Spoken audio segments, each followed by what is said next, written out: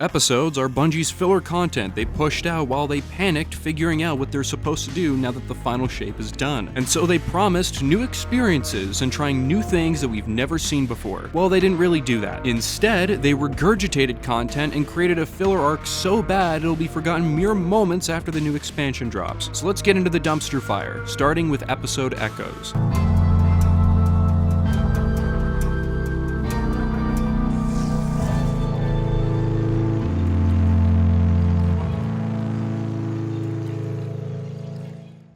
So here's the structure. Episodes are split into 3 acts, with each including some amount of story, gameplay, and gear content. We have a battle pass that begins with the initial 100 tiers, with an additional 50 tiers per act. How the story and gameplay content are structured changes from episode to episode, of which I'll be going over here. Episode Echoes is our first episode, and it begins with the death of Muhammad. His death shot out Qurans across the galaxy, and the first one landed on Nessus, where the story takes place. No, they're not actually called Qurans, I'm lying to you. God doesn't exist in this world unless you pre-order the deluxe edition. They're called Echoes, and they usually transform and change the world in some way. The first one that lands on Nessus is making stuff all weird and fucked up, so we have to go and investigate. We have a mission-saving failsafe, a character who hasn't been a part of any Destiny content for 7 years, and we also find out that something called the Conductor, the new leader of the Vex, is our big bad. What the Conductor's motivations are, who even is the Conductor, well, that remains a mystery. Wonderful!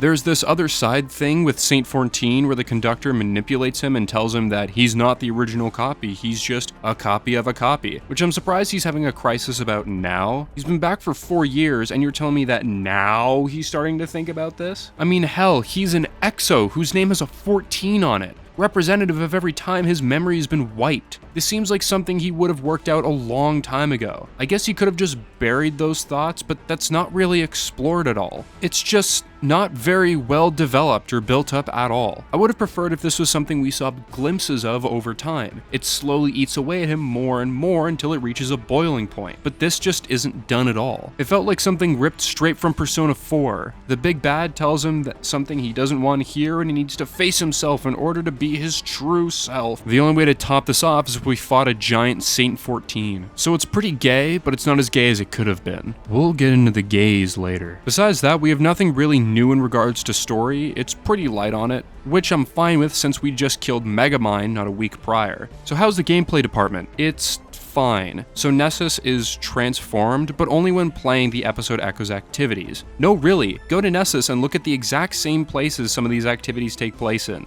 The patrol area stays the same, but it's different in the activities, and in my opinion, this is a huge mistake. When Bungie said Nessus was transformed, I was expecting more than some minor changes that are only likely to be staying until the new expansion drops. Like maybe some reworked lost sectors, maybe some refurbished loot and a vendor reputation system like we get on most of the other planets, maybe some reworked public events. But nah, I guess it's the whole part of don't over-deliver thing. Anyway, stale velvet cake aside, we have the Breach executables, otherwise known as shooting a bunch of shit until the game tells you to do it somewhere else. Now I know a lot of dads who just got off work at the wife-beating factory probably enjoy this activity as much as their battered family does, but I tend to have a bit more of an acquired taste. I don't particularly enjoy just mindlessly running around and killing enemies for a while. We have so many other activities in the game I can already do that in, so I fail to understand why Shooting Gallery number 29 improves the game even a little bit. Now, something I almost forgot about mentioning is that there are minor additions to the open world, including optional content in the form of the Enigma Protocol, an activity using recycled content from Season of the Splicer to give us a timed activity. Not timed as in like available for a limited time. I mean like there is literally a timer at the top of your screen that gives you the amount of time you have to complete the mission. This is actually a decent amount of fun and something with an actual fail state.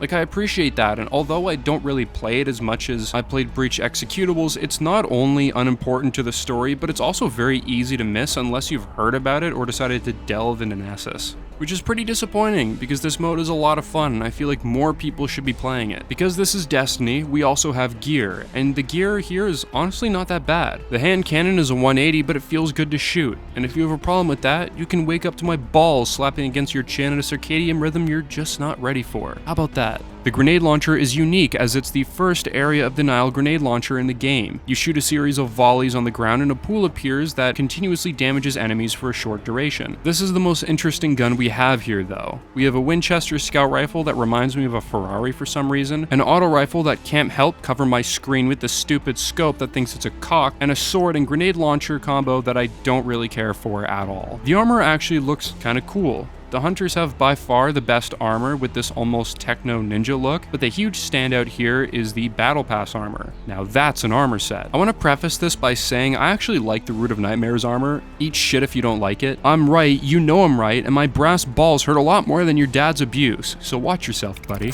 Hello everyone. Watch this video. I'm in it. It is very funny. Link in description. Bye.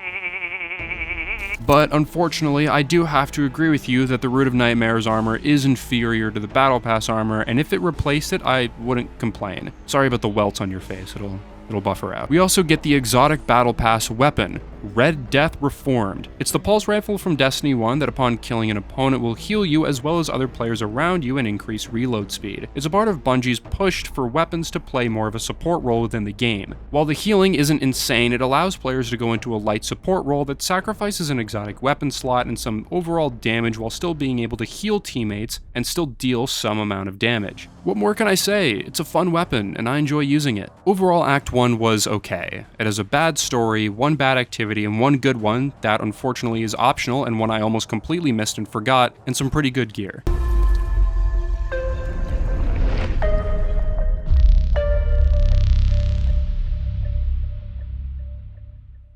Act 2 is a bit better. The episode begins by requiring us to do some of the new activity that'll get more in-depth in soon. In this mission, we're putting nanomachines in the radiolarite. Radiolarite?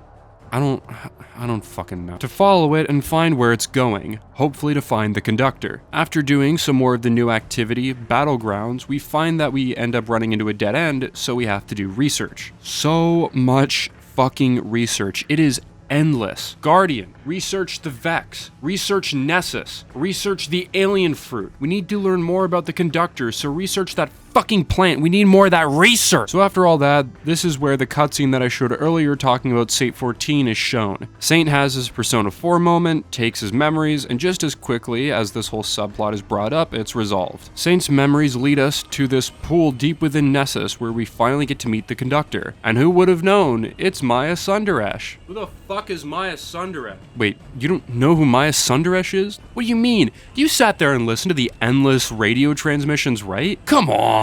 You're telling me that you didn't sit there and wasted hours of your time listening to worthless dog shit given to you in the worst way possible like the rest of us? Well, spoiler alert, I didn't either. So I knew this character as the Robo-Trump illegal alien racist from the season of The Splicer, otherwise known as the leader of the future war cult, otherwise known as Lakshmi. So surprise, surprise, I don't really care about this villain. At least not in the pretense that Maya is the character that I'm supposed to know from this dog shit content that I didn't even interact with. So basically, Maya was one of the people from the ship that crashed into Neptune and discovered the Veil. She also assisted in building the city of Neomuna and became obsessed with the Veil. Going along with Pride Month, we have yet another gay character since Maya has a wife. Anyway, Maya became obsessed with the Veil and stopped giving a shit about her wife and instead created a machine that she strapped herself into to try and communicate with the Veil called the Conductor, which ended up getting her killed. Well, as per usual Destiny 2, Maya isn't fucking dead. She actually lived. And now she's this conductor character. She wants to control the Vex and use Radiolaria to bring about a second golden age, which I will admit is a cool idea for a villain. It's about time Bungie introduces a villain that's all, I'm not your enemy, I'm here to help type shit. The conductor is very much a follow my future ideologies or I'll eternally rape you, which I do enjoy.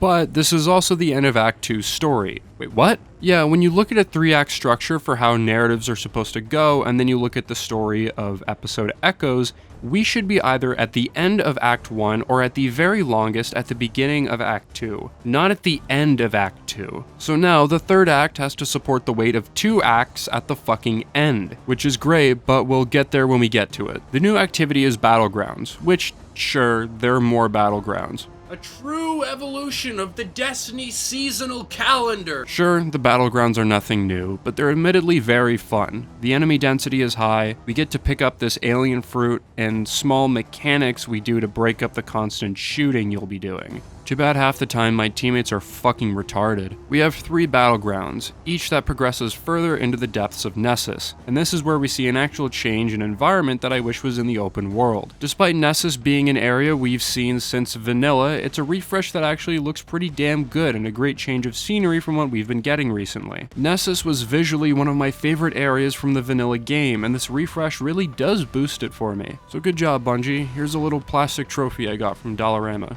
Put it on the mantle, it'll look good up there. Gathering the alien fruit can also go towards getting more loot at the end of the battleground, which is a nice addition. Battlegrounds as a whole are yet another shoot a bunch of enemies activity for the husbands who use their wives as boxing practice. While I don't personally participate in those kind of hobbies, I still enjoyed the battlegrounds for what they were. For gear, we have Perfect Paradox, my favorite shotgun until I met my new bitch, the Ikelos shotgun, of which Perfect Paradox was dropped down to side hoe, where it honestly still remains. A pulse rifle no one cares about, and a new rocket sidearm that fucks like Genghis Khan. It's pretty obvious to tell that these weapons are remakes, or if you're less charitable, reskins. And the weird thing on this sidearm opens up, which looks entirely pointless. Which is funny, because when it was revealed, it was hyped up quite a bit by the Bungie team. Maybe it looks cool to some of you, but I always thought it just looked kinda stupid.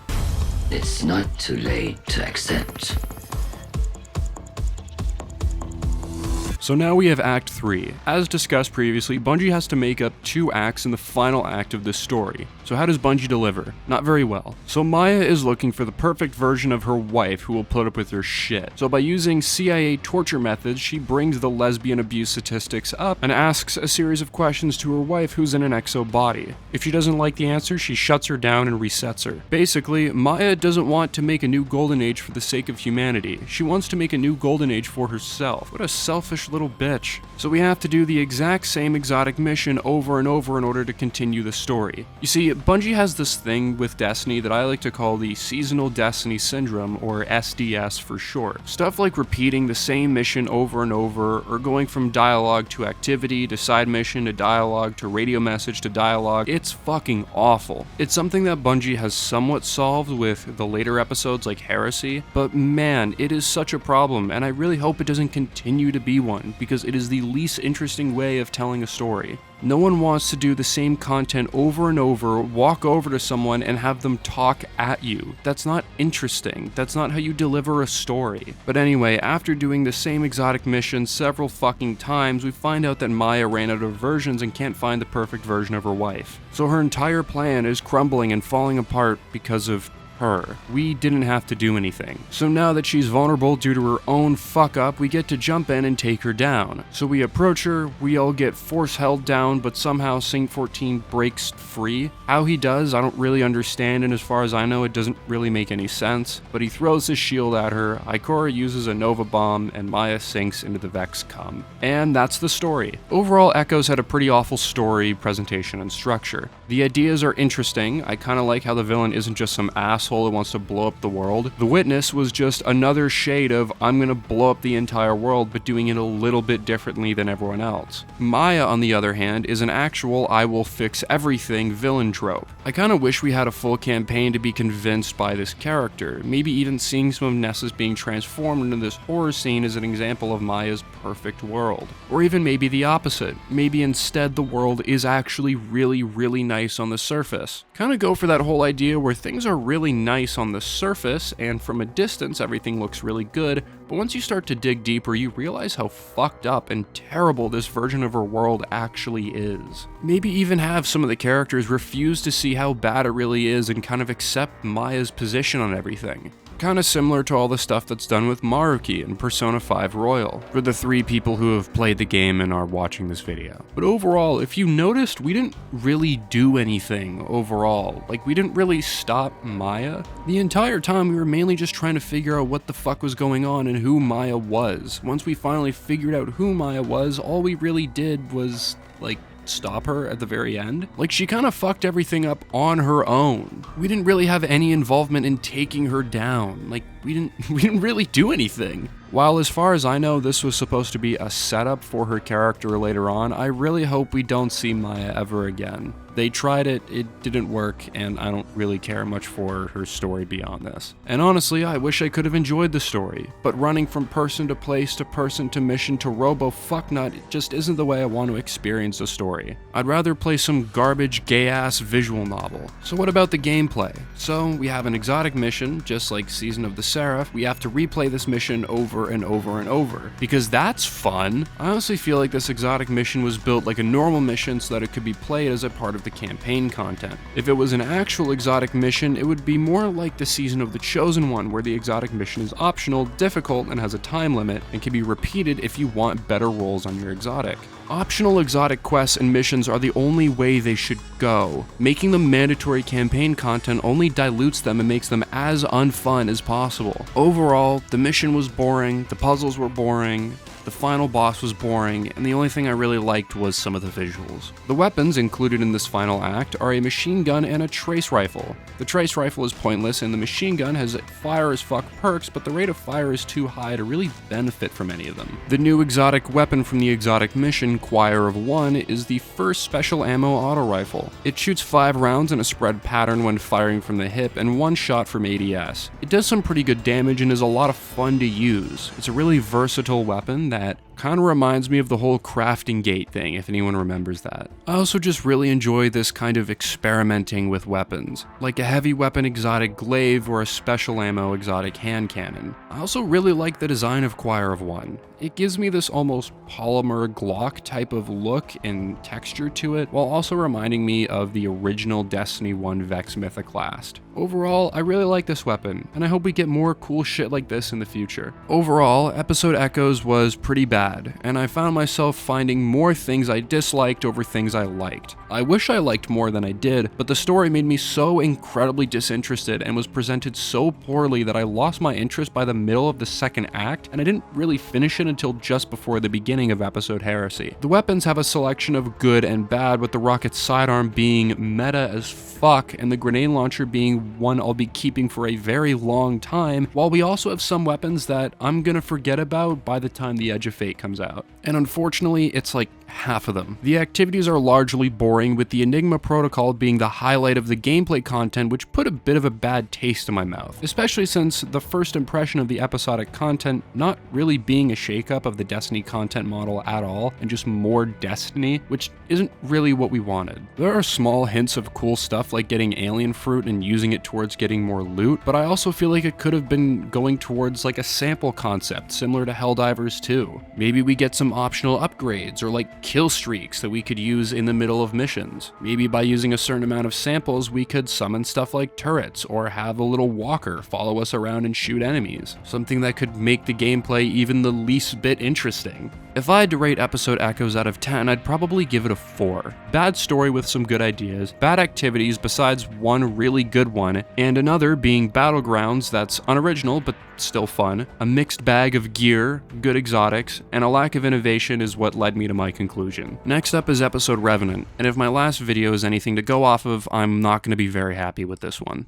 Now, come. Episode Revenant is next, and man, I thought I would like it a lot more than I did. Episode Revenant is the defining season for people who want to criticize Destiny 2. Its blatant reuse of content, its overcomplicated items, and the most frustrating content in a very long time being led to the most filler of filler arcs. The first act of Revenant starts with a reused version of Onslaught. You know, the mode that was released for free less than a year ago prior with better weapons. I genuinely don't know what Bungie's strategy here was. Why would you give us a market downgrade that we actually have to pay for with some additions that change so little? I just don't understand. What made the original Onslaught so appealing to so many people was that it was new, the weapons were incredibly good, and overall it was fun and worth the time investment for the loot you got. The invasion parts where you had to go and attack the enemy and fight a boss was interesting as well because it changed up the whole horde mode concept a little bit. And the bosses themselves were fun. It was a good DPS check in between defending, meaning that you couldn't just focus on area of denial weapons, you had to focus on weapons that could deal DPS at a certain point as well. Onslaught also had shiny versions of the weapons that you could chase that not only look different, but also had all the perks enhanced, making them really worth that grind. Onslaught Salvation, on the other hand, has a worse boss phase. The areas were cool at first, but they're really annoying to traverse, especially with the enemies that die and drop the icon that you have to destroy, having to move around this messy environment. The boss itself has the worst immune phases I've seen in a while, and it makes it fucking impossible to feel like you're dealing sustained damage when it gets cut off partway through your super. Onslaught Salvation doesn't add enough to feel new. We have the Shadow Legion and the Scorn with red eyes. Something that really annoyed me was that we didn't get some sort of shakeup in how the enemies work. It's supposed to be a vampire-themed season, so give us some fucking vampire stuff. Certain Scorn hitting you that can cause a bleed effect. Red stasis effect that can slow you, and a debuff called Cold Blood. That's just stasis, but it drains your shield, making them faster. Maybe make a Scorn that flies or something, that hangs upside down and shoots at you. Give me something besides copy-pasted enemies. Also, the loot is so incredibly bad. Like, we technically have shiny weapons, but they're more rare than shinies in OG Onslaught. And they don't even look different. Couldn't slap a few flames on here, maybe some red glow like the duality guns. But like, hey, you know what guys, come on, I think we're complaining too much. Games are supposed to be easy to make. That's why Elden Ring was such an expensive game that didn't take years to make. That's why Red Dead Redemption took no time at all to make. That's why everyone makes games, right? Because they're easy. Some dumbass in the Bungie office was probably like, hey, we need new gun designs for that new episode that comes out in like 2 days. And then the unpaid intern Pete Parsons routinely beats with his belt was like, fuck, and threw some metal shit on some guns from Forsaken and called it a day. These guns look like total ass, and it doesn't help that they're not even unique. Like, look, I can look past some gun models looking the same if the gun feels good to shoot or it's really powerful, but barely any of the weapons here do either of them at all. The only worthwhile weapons to me are the grenade launcher that has stasis and slide shot, as well as blinding grenades. The sniper rifle has a couple of good perks, and the hand cannon that just feels good. Besides that, in my opinion, there's nothing else that I give a single fuck about and I will not be grinding for. The splicer weapons are fine, but I don't care about the new Chroma Rush when I have the old one that still works incredibly well even now. Overall, the weapons we got at the start didn't do anything for me,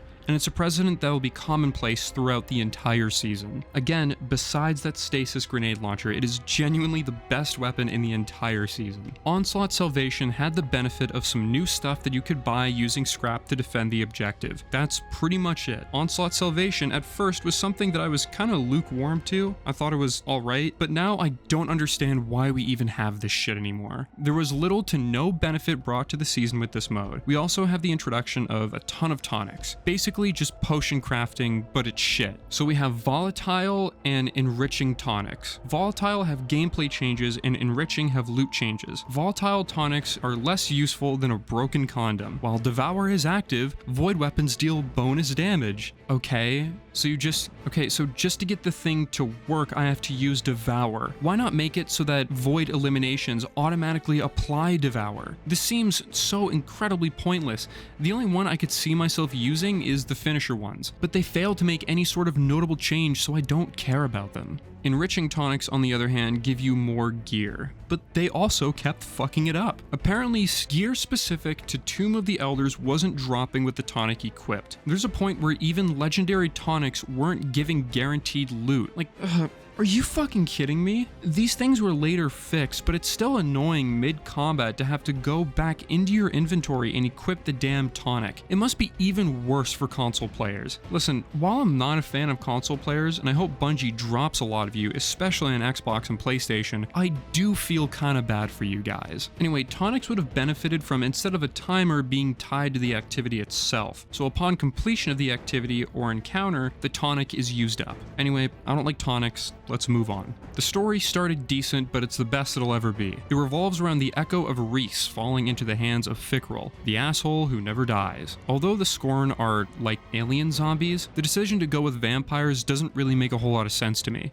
Like, the Fallen are already undead as Scorn, so are we going to be able to cure them or something? Is it different now because instead of resurrecting dead Fallen into Scorn, they're like turned into vampires? I don't remember this being explained in the story, but it was a cool visual, I guess. Anyway, we capture Aramis again. Like, why don't we just kill this bitch already? And then Fickrel shows up and is like, Father. And Crow's all like, what? And then he turns all the Fallen in the helm into Scorn. Cool, I guess? And then he crashes his ship into the helm, and somehow a giant hole in the ship appears and starts sucking everything into the vacuum of space. Failsafe manages to bring the ship from Europa to the last city with a giant hole in it. Sure, I guess. This part is something I don't see many people talking about. Like, how the fuck do we make it all the way from Europa back to the last city? We can literally see Europa in the cutscene. I've even seen a few people say that only a portion of the helm was brought back after it crashed on Europa, but you can literally see the entire ship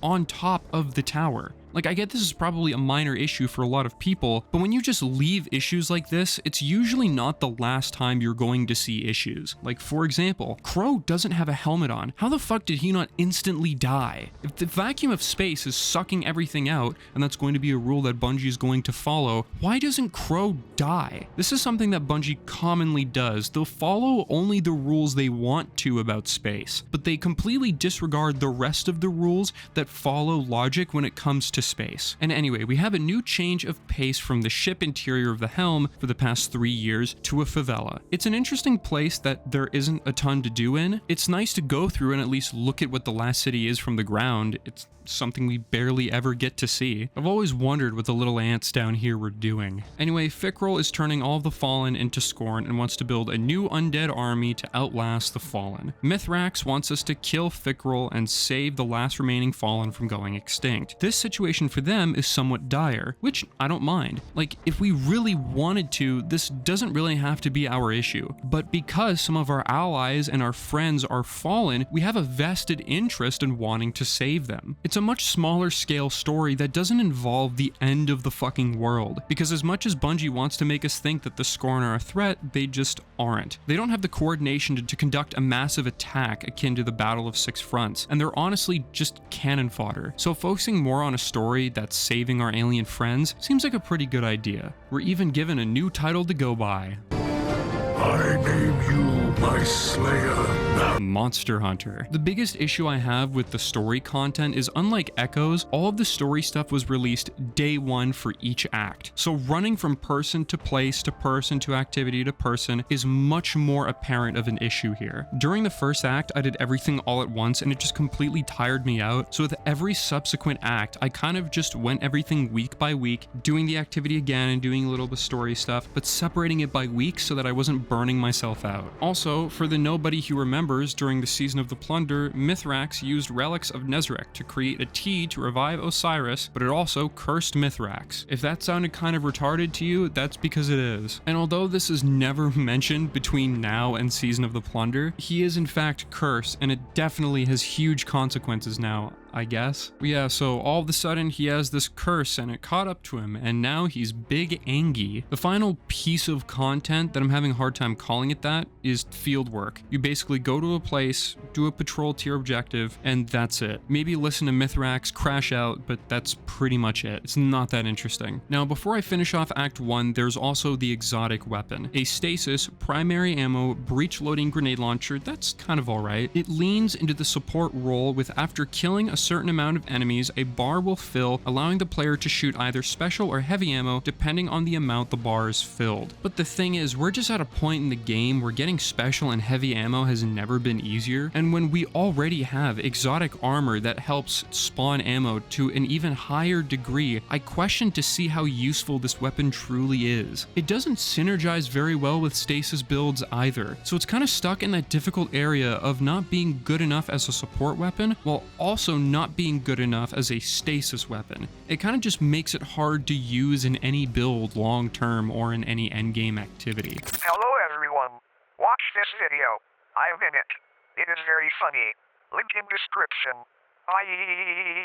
funny. Act 2 is not much better to me. We have a new activity called the Tomb of Elders. It's not like the Prison of Elders, to make that clear. We basically go into an arena, kill some enemies, maybe with a small objective, and move on to the next one, but during these arena encounters, the Warden will drop a Warden challenge. Maybe kill a reused trickster enemy by taking out the holograms and finding the real one, or kill a certain number of enemies before the timer runs out. Failing to complete the objective lowers the Warden's favor, meaning less loot at the end of the activity. When you finish an arena, you have to run to the next one, and sometimes there will be an encounter in between running to arenas. Maybe that's get to the end as fast as you can, or kill a certain enemy on your way to the end. There's always something you have to do that can boost the Warden's favor. Arenas and encounters are not only just not that interesting, but they're also the exact same every single time. Maybe the order of set encounters is different, but when you go into an area, it's going to be pretty much the same thing every single time, making multiple runs feel honestly really boring. I was never really enjoying myself when running this activity. The only time I really had fun was between encounters when you do those small challenges running from arena to arena. Sure, they're just small objectives, but they weren't guaranteed, which made it much more interesting when running between objectives. You don't know if you're going to get one of them or not. The bosses are also not that interesting.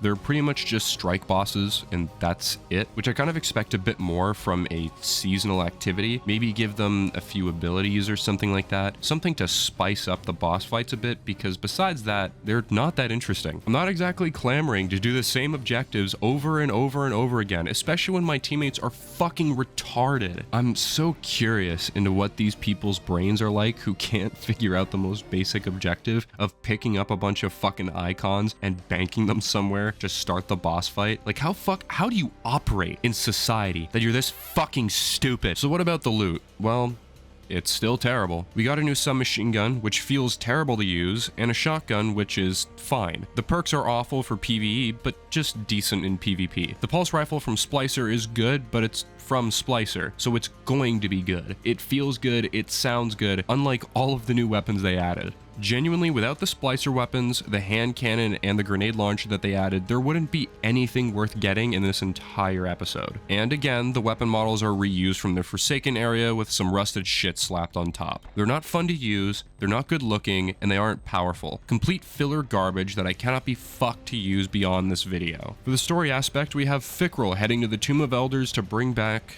Skolas. To be fair, the cutscene showing off this is amazing. Probably no joke, this is the best part of the entire episode. The cinematography is excellent, the framing is awesome, the music is great. It's just such a joy to watch. In fact, I'll throw the whole thing up here just so that you can watch it for yourself. Skolas. He lives. Do you see it, Guardian? Memory of Reef Wars long ago. Years of hubris and bloodshed. The fallen House of Wolves, led by Skolas the Rabid. The song. A whirlwind dirge, a seeking song for the lost. But, lyrics does not recognize the singer. The echo. It is the echo that sings to us, Guardian. Sings of Reese through our memories. It seeks an old strength. Strength to guide the scattered through a time of doubt and wrath. But it sees now how Fickrel wields its power. False life for an army of the slain, with those like Skolas for his pawns. The Echo seeks another wielder.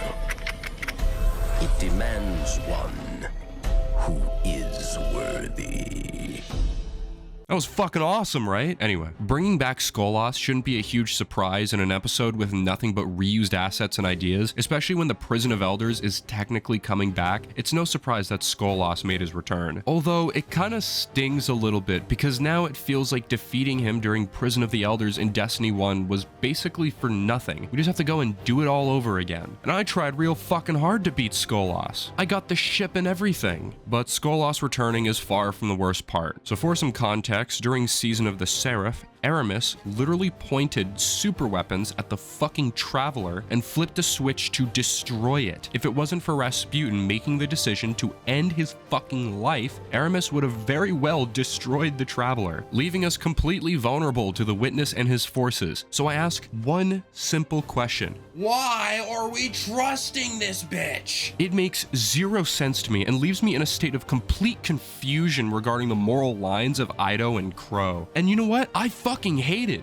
We should have killed this bitch on sight during Beyond Light, Plunder, Seraph, and even now. We should blow this fucker's brains out. But no! Instead, we set her free from prison and she goes to take the Echo from Fickrel. This literally feels like letting Diddy out of prison after we all know about him oiling up children. So why does the Echo even choose Aramis? Because she was around when Reese was? Well, fuck, so was Varix, and he wants to rebuild Elixni culture. He knows the history and the tradition exceptionally well. He's only done right by his people. Besides the whole, like, letting Aldrin out, but we don't talk about that. Aramis, on the other hand, has corrupted the Fallen with stasis, subjected them to the will and the torture of the Witness, and nearly blew up their fucking god. It's genuinely such an awful choice to make her the one who gets the Echo. There are so many characters that deserve it so much more than she does. Now we have the final act, which isn't much better in any aspect. We have two new weapons, a scout rifle and a rocket launcher. They both still look terrible, and the perks are okay. Nothing new or interesting we don't already have better versions of or haven't seen before. Hell, we literally had another stasis scout rifle earlier in the episode, which is rated higher than the seasonal one on Light GG, which is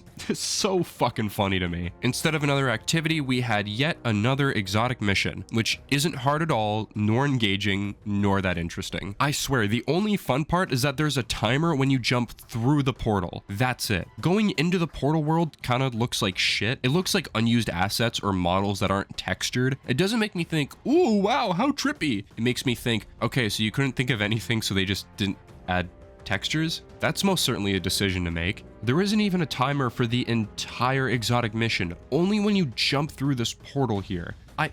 You were so close. Why the fuck couldn't you figure this out? I was kind of hoping more would be done with this Oregon instrument at the start of the encounter. Like having to press certain keys while under pressure and being shot at sounds way better and much more engaging to me. But it's done for a little puzzle at the start, and that's pretty much it. And again, just like episode Echoes, the story content requiring you to do the most repetitive shit was the most egregious part of this entire act. Having to do the exotic mission not just once, not just twice, but 3 fucking times to finish the story had me exhausted and not wanting to do it again, since it is so incredibly boring. It's not even like the Seraph Station exotic mission, which is actually a lot of fun to play through and quite difficult. This is honestly really, really easy. Once you know where to go, it's a fucking walk in the park. And the game telling me to do the same mission again and again and again in order to progress doesn't make me want to do it. This is an exotic mission though, so you do get an exotic weapon out of it. And how is it? Well, it's an exotic shotgun, of which we don't have a ton of, so more the better. It's fun to use, it's definitely a very unique weapon that I had some fun with, but I can't say I've used it enough to really tell you if I loved it or not. It's a really cool weapon that looks cool with a cool concept and a unique reload animation. It's not amazing or game-changing, like it's not another Wither Horde, but it's not terrible, and I definitely plan on using it a lot more than the Stasis Grenade Launcher from Act 1. Besides that, how does the story conclude? Well, after doing the exotic mission again and again and again, we eventually get a COVID vaccine to kill Fickrel once and for all. So we do the mission one last time and inject him with the big vaccine, and he dies. Yay! Then Aramis pulls up, takes the staff with the Echo, and is all like, wow, this thing is an echo of old Reese, as if we didn't already fucking know that. Then Mithrax gets all fucking roided up and gigamad and unleashes his ultimate Andrew Tate to start beating the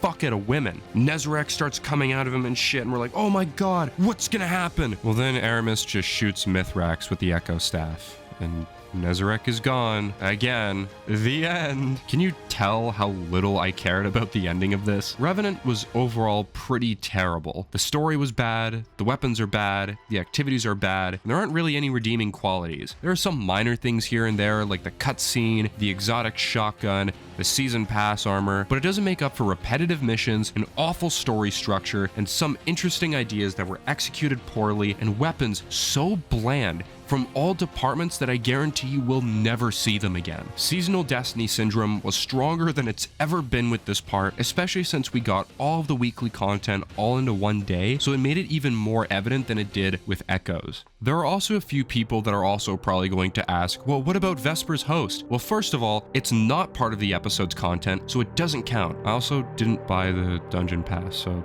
fuck off.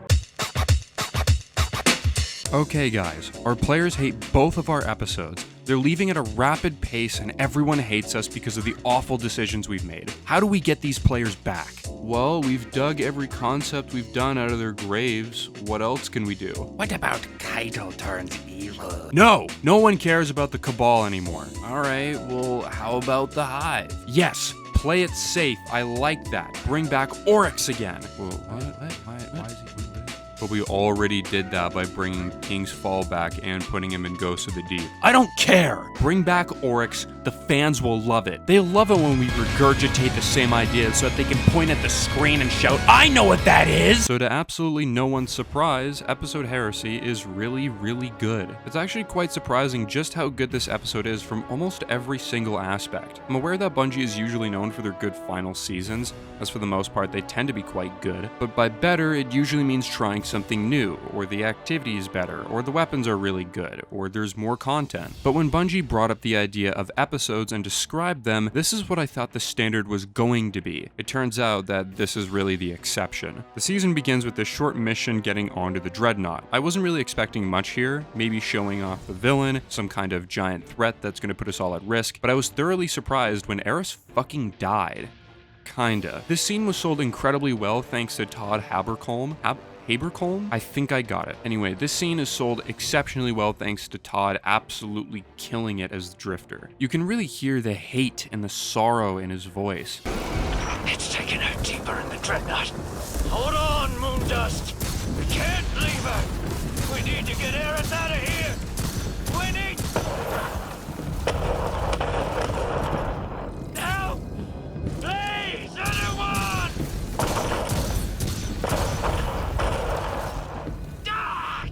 So far, it's one of the best characters of the episode. This leads us to Eris's apartment where we listen to a tape of the people she appreciates in her life. It's really heartwarming, and it's nice to get this insight into how she feels about other people in the game. And I appreciate that we get some final moments with her character. Now, this would be a lot more impactful if they didn't show literally right fucking after that she's still alive in the throne world. Like, imagine if right after seeing Gandalf supposedly die in Fellowship of the Ring, we cut to him killing the Balrog right after, showing us that the fall didn't kill him. It would be pretty stupid. For a studio that can have some surprisingly good presentation, they're also really good at fucking it up. I really don't like this, and surprisingly enough, this is going to be one of my largest issues of the entire episode as a whole. We shouldn't have been shown that Eris is alive until much later. Allow us to mourn her death before showing us this. Besides Eris, we're the only ones who know that she isn't dead. Not like our character, the player, knows that she isn't dead, and I fail to understand how we benefit at all from knowing that she's still alive. In fact, I think it would have been a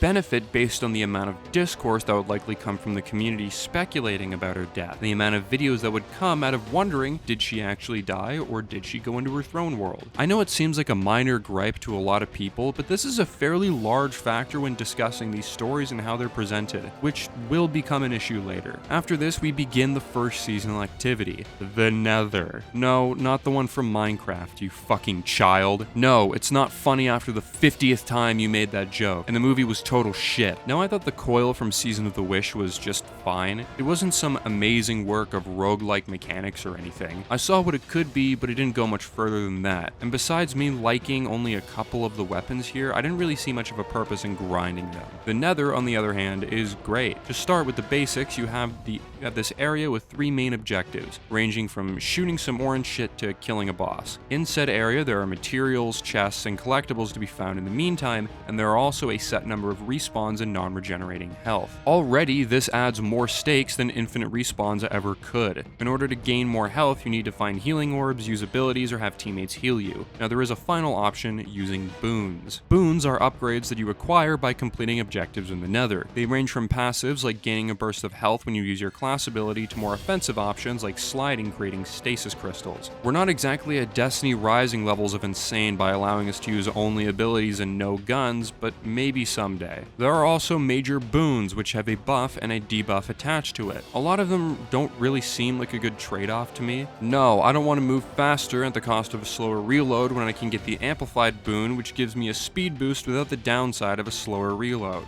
I mean, one of my favorite perks in a game like Risk of Rain 2 is egocentrism.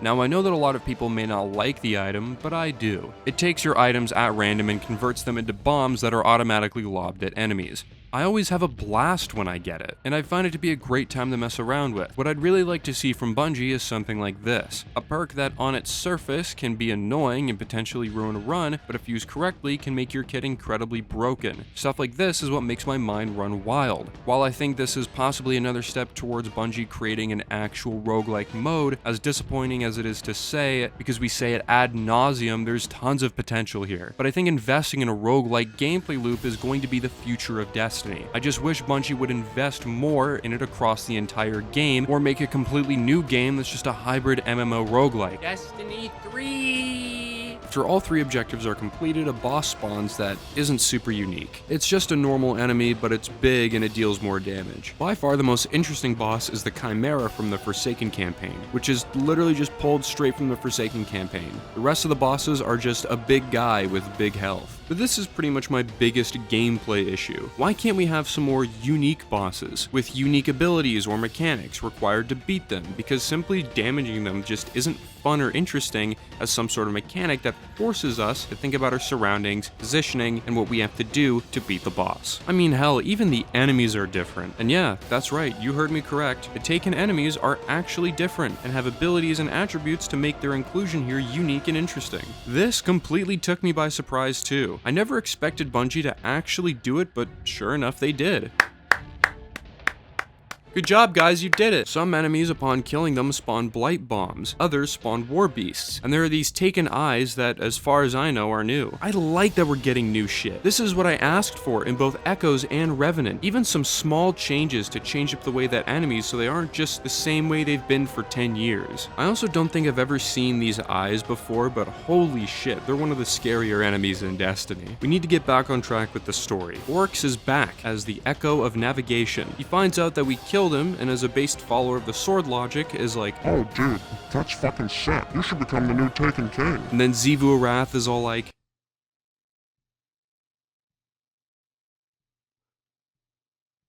and Oryx just legit doesn't care about her. And then Savathun shows up and is all like, the sword logic is gay and we shouldn't follow it. It's a lie anyway, we're free to walk our own path now. And then Oryx calls her a heretic.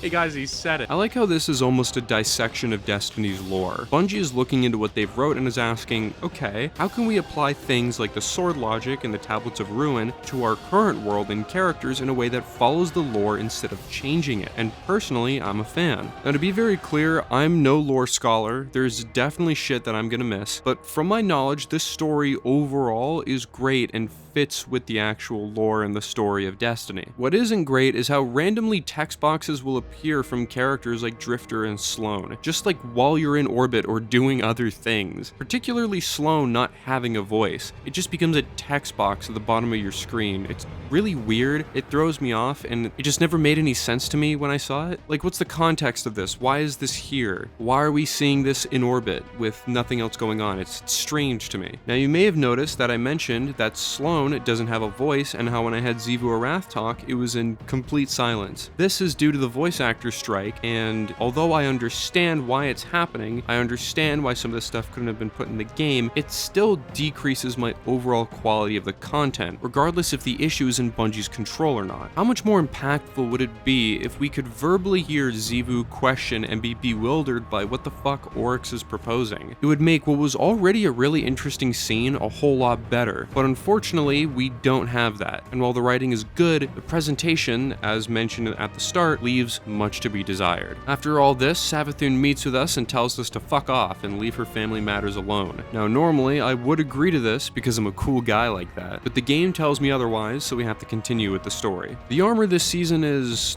something. I don't know what the fuck happened to the Warlock. This helmet is just terrible. Usually I'm someone who's a fan of the crazier and wild looking armor sets, but this Warlock set is just one I'm not a huge fan of. It looks like a Spore character or a Down syndrome beetle. Now the Battle Pass armor on the other hand, that is really nice. I fuck with this heavy. Texture and the color remind me of almost a whale's mouth, which I guess makes sense considering that the Dreadnought is literally similar to a dead whale carcass at the bottom of the sea that has been gutted and repurposed as a spaceship. But anyway, I really like this armor, and as per usual, Bungie loves to cook with the Battle Pass armor. The weapons here are another highlight for me. The weapons are fun to use and visually look great. We finally got a new support frame auto rifle, which is really good. It can have stuff like hatchling and also reciprocity that can heal you. And in yet again, the grenade launchers being the GOAT of the season, Psychopomp has been one of my favorite weapons to use the entire season, with stuff like Rolling Storm just absolutely shitting on the competition. There's also the sword that I don't give a fuck about. There's a linear fusion that would have been good like 2 years ago, and there's also the machine gun that is admittedly really good. I'm gonna be honest, any machine gun with killing tally is already towards the top of my list. In terms of the visual design of the weapons, Bungie took the issue of not being able to create new or interesting weapon designs for some fucking reason, and decided to peel the weapons back to reveal all these weird bones and shit. It's a smart way to make the weapons look cool instead of just lazily slapping some shitty rusted metal on top.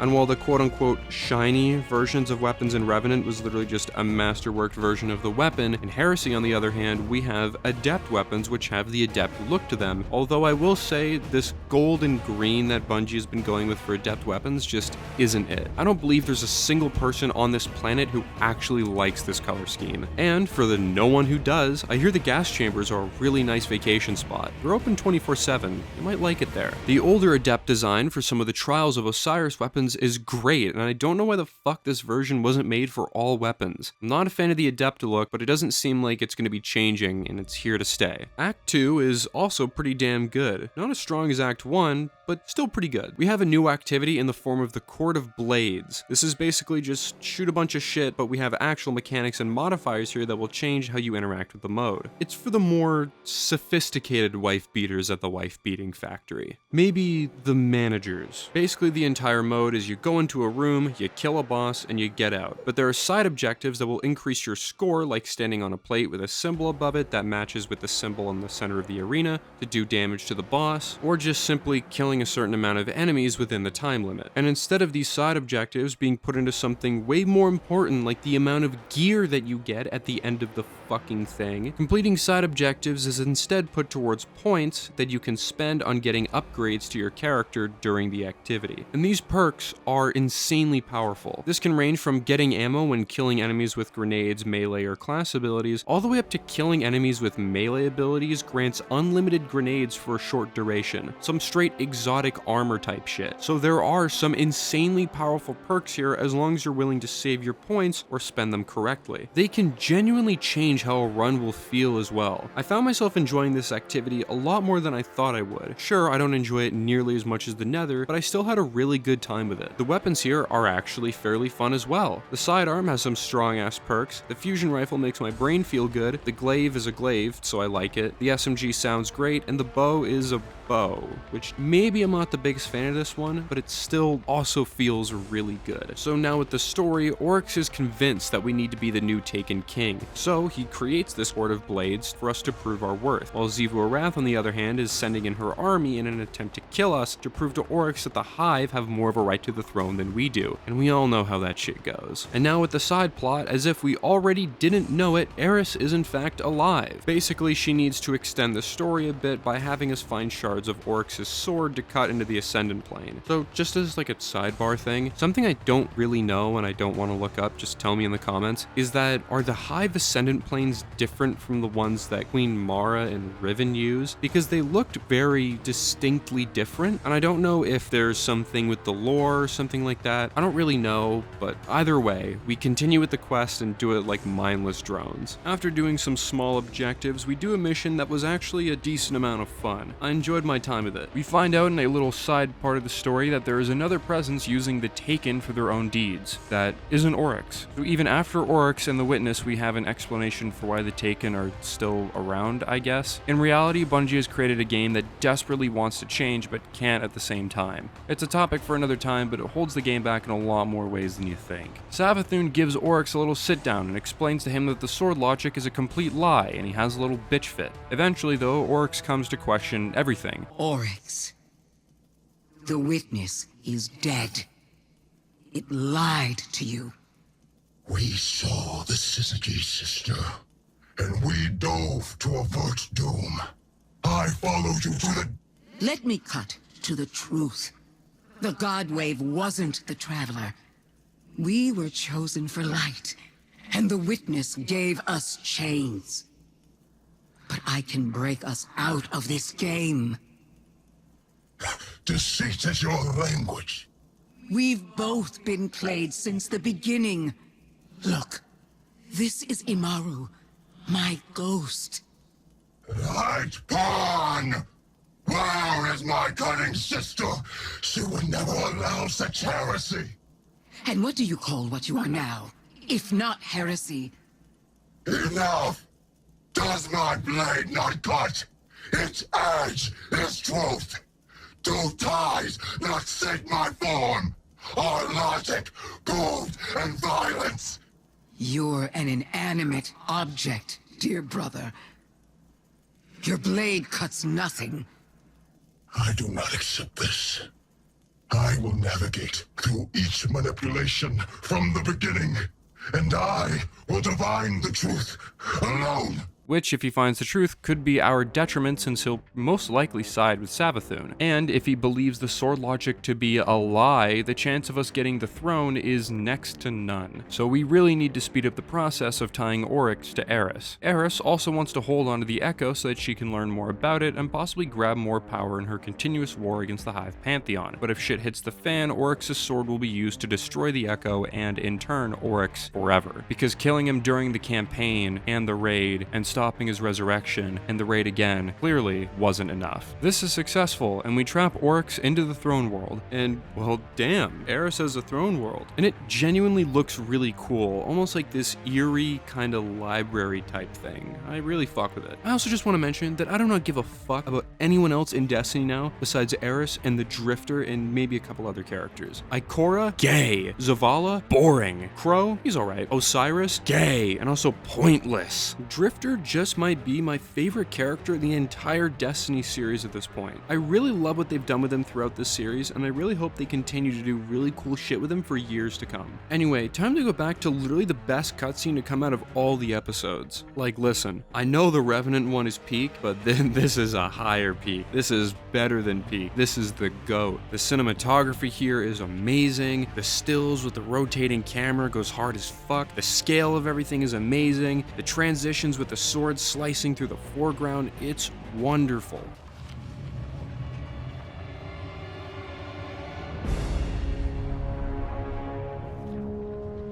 I formed my throne with the stroke of a sword,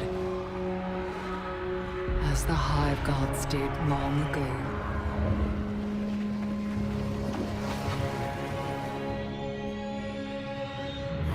Their tribute and blood coalesced into worlds.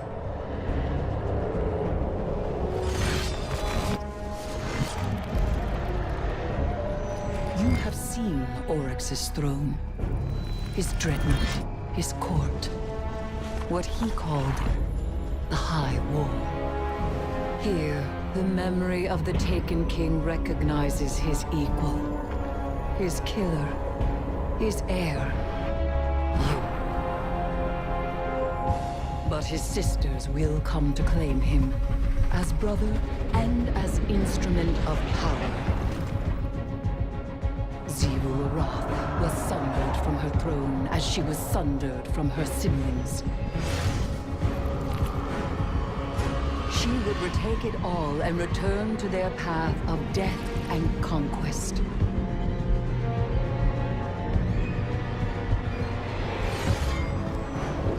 While Savathun in her high coven, having claimed the light, wishes to escape. Both the vows made to the worms and the lie that drove the siblings to that bargain.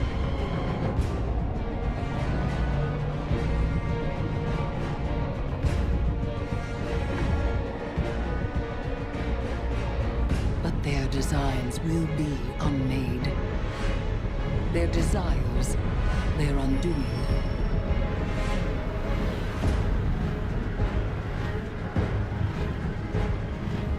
I name my throne the High Heresy, formed in opposition to the Hive.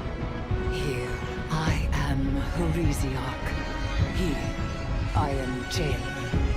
For my throne will be Oryx's prison.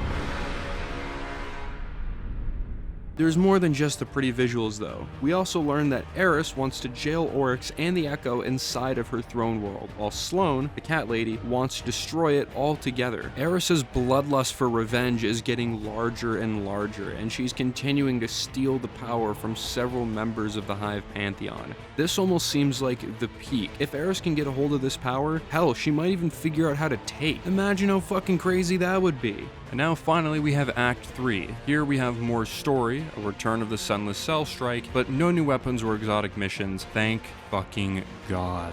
The strike itself is fine. I'm pretty happy that the Shriekers have been dealt with, since it was my least favorite part of the entire strike on Destiny 1. Like, this part was genuinely the biggest pain in the ass to play, and now that Shriekers aren't as bad, I can deal with it. Removing those fucking heat-seeking void things that would stick around after it died for literal years was really nice to see gone. But the biggest downgrade by far is the Darkblade fight itself. The lack of actual darkness in the area is pretty stupid. Like, look at this area in Destiny 1. It's fucking dark. You can barely see anything. It's easy for him to sneak up on you and kill you. Here, it's not dark at all, which is incredibly disappointing and completely destroys the whole point of it being called the Darkblade. Anyway, we kill the Darkblade, Xivu gets even more angry, and we continue to build back Oryx's sword as a backup plan to slay Oryx in case something goes wrong. The plans have been made, the sword is assembled, and it's now time for the final plan to begin. It starts by killing the Subjugator from the beginning of the story. Wait, you don't remember that guy? Yeah, this one here. You know this guy? The one who killed Eris. Well, I wouldn't be surprised if you forgot him, because he's done literally nothing since killing Eris. But anyway, it's now our time to kill him. We gotta kill him now, I guess. I'm gonna be honest, I don't really understand his inclusion in the campaign at all. Like, besides killing Eris, it contributed nothing to the story, and I would have rather it come from someone like Xivu killing Eris. I'm not exactly sure how that would play out, since although I'm interested in the Hive Pantheon, I find it a bit confusing and there's a lot of lore, so I don't know, maybe if Xivu killed Eris then she would be dead for good or something. But I feel like it would be a lot more impactful if Xivu killed Eris rather than just some Subjugator that we kill in, like, what, a mission? I guess the Subjugator was supposed to be the new leader of the Dread using the Echo of Navigation. We already have so much story crammed in here with regarding the war of the originators of the fucking Hive that I find the inclusion of the Dread kind of stupid and like a bit much. Anyway, we kill the subjugator, and now Oryx is kind of trapped in a corner like a space rat. And as we go to kill him, Savathun is extremely fucking mad, and she is no longer friends with us, which, might I add, sounds retarded. Like, oh no, we're not friends anymore? What a tragedy. To be fair, I understand why Savathun is so upset. We have kind of used her non-stop to no real benefit of her own besides, I guess, not killing her. She did help us stop the witness, even if the want was mutual. I feel somewhat bad for fucking her over this hard, but who cares? Maybe we'll see her in the Witch Queen Part 2. Well, after killing Savathun's projections and getting her out of the way, Oryx tries one final attempt to kill the Guardian. And this is also unsuccessful for him, and now he's backed into a corner with nowhere to run, and he accepts his fate. I have already failed. As my sisters have become heretics, so too have I. Long ago, Oryx was killed. If I am still Oryx, then I am already dead. And if I am not Oryx, then I do not live. Ayat. That is enough. Oryx returned believing his sisters are heretics, his legacy and throne destroyed, and even to a certain degree believing himself to be a heretic. What an awful way to go out. But genuinely, this story is like a tragedy, like a classic Shakespearean style tragedy. I cannot think of a worse end for anyone in this entire series. So defeated by a destruction of his entire belief system, his closest confidants breaking the rules he swore his life to, his army gone, his family lost, and now he's trapped at the edge of a ship he created with nowhere to go but accept death. I don't think anyone in this entire series has accepted death like Oryx has to.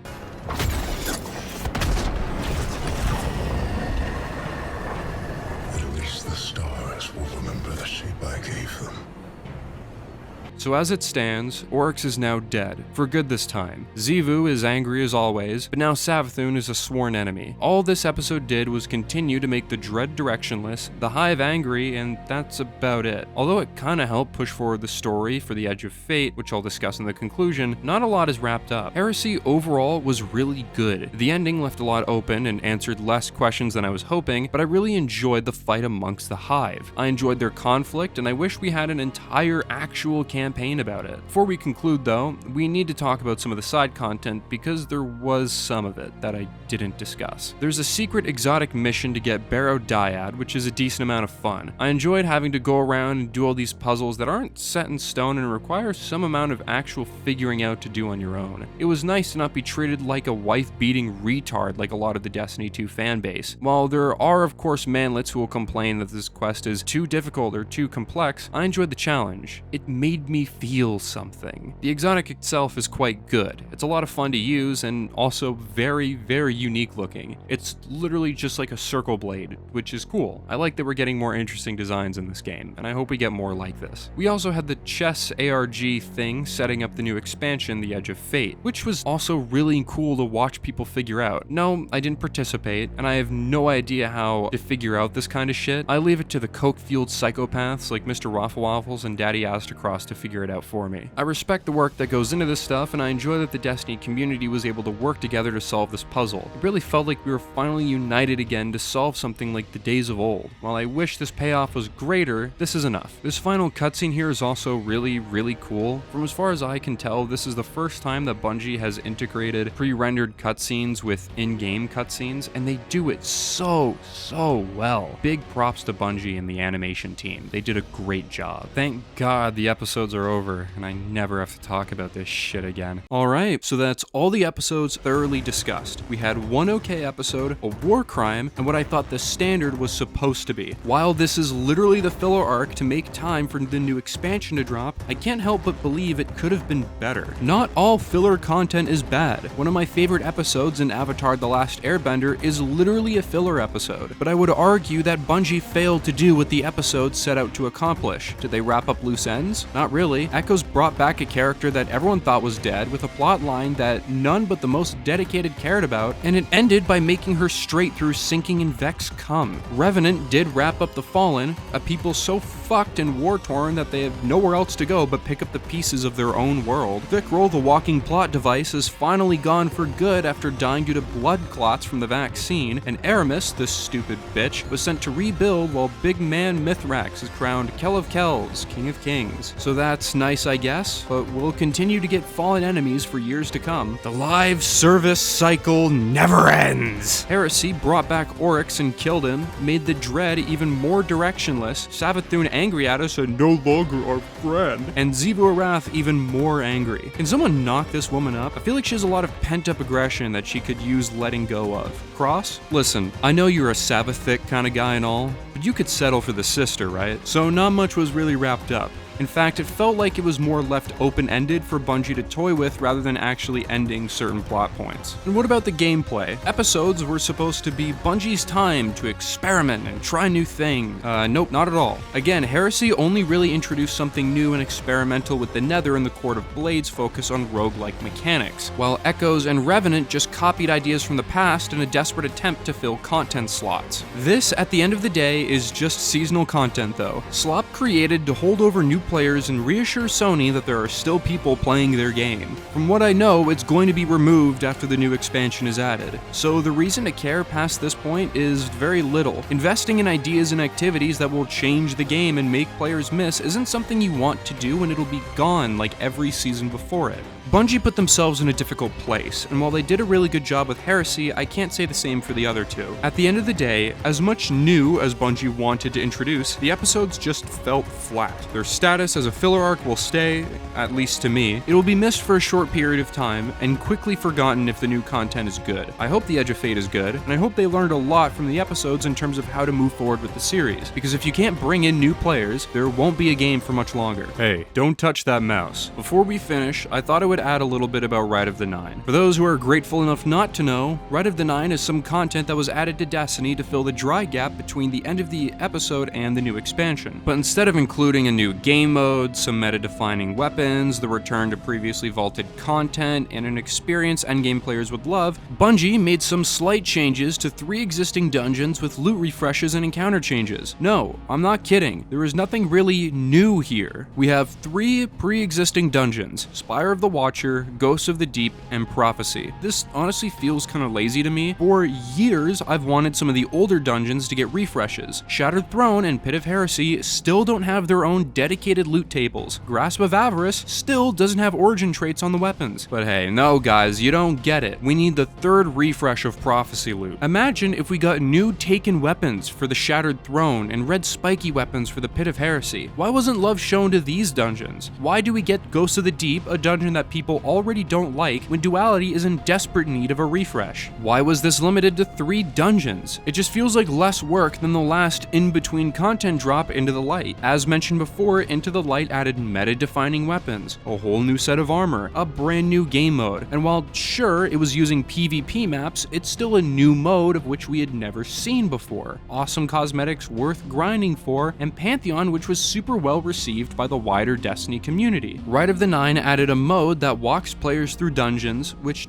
is admittedly quite good. It's something I think should stick around and not be a temporary mode, and it should also be added to all the dungeons in the game, but it is still really good. I personally never really played a ton of Ghosts of the Deep because I found it somewhat confusing, but now that I can say that I'm prepared to jump into it on my own. Ultimatum doesn't seem all that difficult, with proof that I've cleared a dungeon on Ultimatum, and I've seen teams wipe bosses on the first damage phase several times. It just isn't that hard, nor all that rewarding considering Pantheon gave players adept versions of raid weapons, while all this gives is adept dungeon loot, of which only a few of the weapons are good and they're not nearly as coveted as adept raid weapons. You also see a lot of people talking about how this loot is kind of pointless considering the changes coming to the game's loot system, which is a completely fair argument. Imagine how many more people would be playing if we could get tier 5 loot here and get a glimpse of how the new system would work early. Even if it was just tier 4 loot because you don't want to give people tier 5, that's fine. People would still really enjoy it. Getting a glimpse of that new system would engage a lot of the player base and get them excited for the new expansion. But unfortunately, judging by the player counts, people don't really care. And honestly, I don't blame them. Alright, so that's it. That is all the episodes reviewed. That is Rite of the Nine reviewed. God damn. Thank you all so much for watching this video. Apologies for the giant gap in the uploads a while ago. I was dealing with a lot of personal stuff, but that's mostly over. I have more videos on the way. The Lightfall video should be out at some point in the near future. I have a more experimental, artistic project, you could call it, that I want to try beforehand. What I also want to try to do is release some more, I guess, rant-type content. I guess you could call it slop, I don't know. I'm enjoying the kind of regular cadence of content coming out, like a video a week or a video every 2 weeks or something like that. It works well, and it's getting me views from what I can see, and people are enjoying the regular release of content. I just don't want to be putting too much focus on the weekly content or bi-weekly content, because it's going to make it even harder for me to focus on releasing these longer videos. Editing is a slow and tedious process, and if it has to be stopped or halted or slowed down because I have to make my weekly content, it's going to be a lot harder for me to release videos like the Lightfall one. But at the end of the day, if people don't want to watch it, and if people don't like it, they simply won't watch it. So I'll change accordingly depending on what the audience wants. So now this is just for shoutouts and stuff like that. I want to say thank you to all the people who are members on my channel. I really appreciate it a lot. It means a lot to me. There is an alternate scrapped version of the episode Echoes video that's up for the members only part of the channel. I also just recently found a scrapped video that I was going to release in January that was about Mario Kart 8. So if you want to see that, I'll finish